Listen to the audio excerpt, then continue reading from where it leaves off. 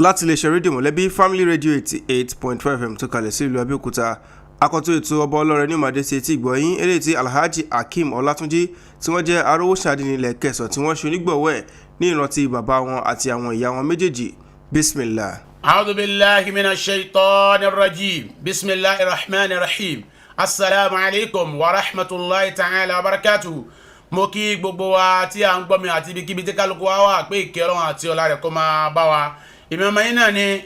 Alfa Nurain Imran Awoko Akande Akínyínká ike Ojèrè. Ètò tí à ń gbọ́ náà ni ọba ọlọ́rẹ̀ tí bàbá wa Alhaji wa Abdulhakeem Olatunji Akanji tí wọ́n ṣe agbárùkù ètò náà tí wọ́n jẹ́ Arowo Adinni Kẹsàn orílẹ̀ aṣíwájú Adinni Ọlọ́rundá Sàràkí Adinni ìléwọ́ orílẹ̀ wọ́n ṣe nírántí bàbá wọn àtàwọn ìyá wọn. Bàbá náà ni Alhaji Abdulwahab Ìṣọ̀lá Olatunji, ìyá wa Àyìnkẹ́ Tókì Olatunji, ìyá wa Rebecca Olatunji. Ọlọ́run kó bá mú ẹ̀san tó wà ń bẹ̀ bá àwọn òbí wọn àti àfáà wa tí wọ́n ń ṣe ètò yìí nígbà ayé wọn tọ́lọ́ ní kí tó dénú Ramadan tàn bẹ́ẹ̀ yìí àfáà mi dáadáa Sheikh Ismail Abdulhamid Odushina tí wọ́n jẹ́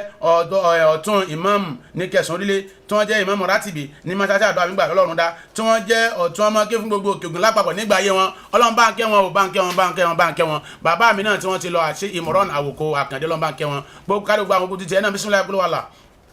Ìyá mi bẹ láyà àti gbogbo ẹni tó lóbi láyà ẹyọkan ní méjì àtàwọn olówó àtàwọn bẹ láyà Ọlọ́run kó bá ṣàánú ọlá ìtóbi Ọlọ́run. Gẹ́gẹ́ bí ọ̀rọ̀ tí mò ń bá bọ̀ lánàá wípé àwọn ẹ̀ṣẹ̀ kan wà tí ò ní àforíjì òun náà mo fẹ́ yànnàná rẹ̀ nítorí ẹni tó gbọ́ àbọ̀ lánàá kó gbọ́ yòókù sí lónìí. Min kaba'iril ismi nínú àwọn ẹ̀ṣẹ̀ tí ò láforíjì téèyàn ò bá ti ráforíjì ń bẹ́ẹ̀ kó tó kó láyé kò ráforíjì mọ́ lọ́dọ̀ Ọlọ́run o. aláwọ̀ kan bẹ́ẹ̀ ni al-ishraku billah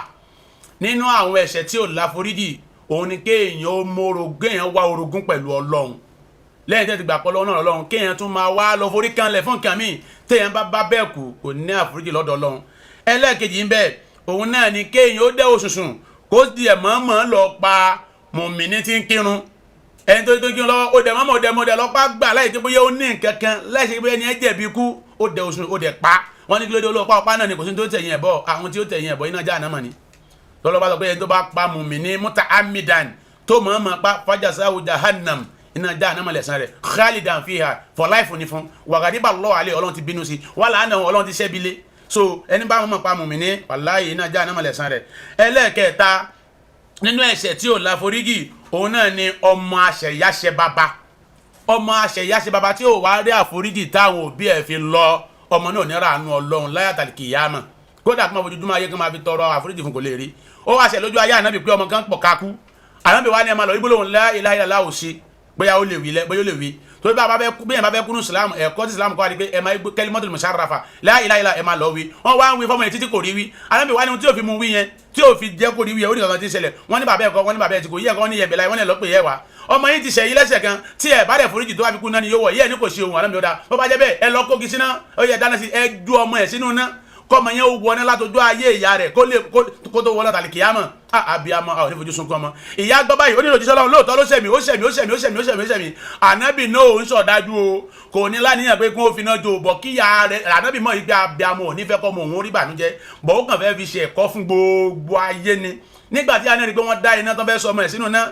ìyá ni lóòótọ́ ló ṣẹ̀mí ìyá yìí wá sọ ẹ̀ṣẹ̀ tọmọ yìí ṣẹ̀ ìyá yìí wá ń bẹ ànábì wá ń bẹ lọ́wọ́ ya ìgbé ṣé o ti foríjì ó lóun ti foríjì láyé àti lọ́run kó yá ètò gbólóhùn yìí délẹ̀ gbólóhùn la ilaha illallah tí wọ́n ti ń wí bọ̀ láti gbọ́ ọmọ yìí tí ń pọ̀ kákó tí ò rí wí wọ́n tó wí délẹ̀ báyìí ọmọ yìí náà wí ni wípé la ilaha illallah la ilaha illallah la ilaha illallah muhammadun rasulullah ọmọ yìí wí báyìí ló bá dákẹ́ ànábì ní wajabati lahu lijanna dandan ni kọ́mọ yóò wọ àlìjánná torí bó jẹ́ra foríjì lọ́dọ̀ ìyá rẹ̀ gbogbo àwọn àfáà mi tó ti lọ àṣẹ Ismail ọlọ́mọba kẹ́ wọn àwọn àfáà mi tó kù láyé aṣáàlú wáàsì bùsọ̀rí ọlọ́mọba ṣàánú wọn bàbá wa aṣáà báàsì ní mọ́kàtí ọlọ́mọba ṣàánú wọn bàbá mi àgbà ṣéyù nínú sàtẹ́rẹ́ ọlọ́njẹ́ ní bàbá mi pẹ́ subhana rabbika rabbil izzati amma yasifun wa salamun alal mursalin walhamdulillahi rabbil alamin. ètò ọba ọlọ́rẹ̀ ilẹ̀ ṣẹ̀ṣẹ̀ gbọ́ tán eléyìí tí Alhaji Abdulhakeem Olatunji tí wọ́n jẹ́ Arowo Adinni ilẹ̀ Kẹsàn tí wọ́n ṣe onígbọ̀wọ́ ẹ̀ ní ìrántí bàbá wọn àti ìyá wọn méjèèjì abiola ọ̀bàlà kí ó gba lẹ́sìn fún wọn kí ó sì bá wa fi àwọn òbí wọn náà sí Aljannatu Firdaus àmín.